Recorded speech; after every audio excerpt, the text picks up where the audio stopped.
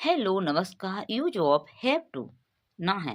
यहाँ पर हम ये हैव का यूज भी देखेंगे और आप ना का मतलब वर्ब भी देखेंगे कि खाना है, बैठना है, उठना है, पीना है, सोना है, ये भी देखेंगे। आई हैव टू गो, मुझे जाना है, मुझे के लिए आप आई लगाएंगे और जाना है तो आई हैव टू गो, मुझे जाना है। आई हैव टू सिट, मुझे बैठना है।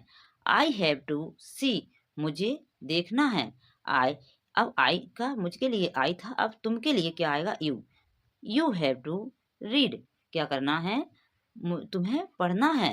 तो क्या बोलोगे आप? बच्चे से कहोगे कि आपको पढ़ना है तो क्या बोलोगे बच्चे से? यू हैव टू रीड, क्या करना है? आपको पढ़ना है। इसी प्रकार आप बोलोगे मुझे खेलना है, जब बच्चे को खेलने जाना है तो क्या बोलोगे? मुझे खेलना है। तो क्या कहोगे? आई हैव टू प्ले, मुझे खेलना है। I have to play.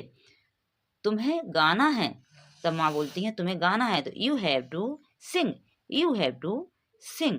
तुम बोलोगे मुझे कहना है, क्या कहना है? तो आई हैव टू से, मुझे कुछ बोलना है, कुछ कहना है, मैम से बोलते हो तो आप बोलोगे आई हैव टू से। इसी प्रकार आप बोलोगे मुझे पूछना है, क्या पूछना है? तो आप बोलोगे आई हैव टू आस्क, मुझे पूछना है, मुझके लिए आई हैव टू आस्क।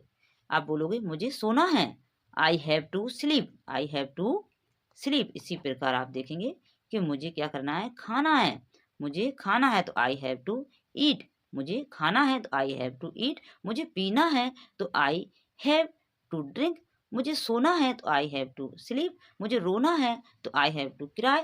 अब मुझे हंसना है, आई हैव टू लाफ। इसी प्रकार आप और सेंटेंस बना सकते हो और अपनी इंग्लिश स्पीकिंग को आसान बना सकते हो। आप पढ़ते रहिए हमारे साथ और छोटे छोटे चीज़ें सीखते रहिए। छोटे छोटी चीज़ें सीखने से ही आपको ज्ञान होगा, आपकी लर्निंग क्षमता बढ़ेगी और आपकी वोकेबलरी बढ़ेगी, तो अपने आप इंग्लिश बोलना सीख जाओगे। Thank you.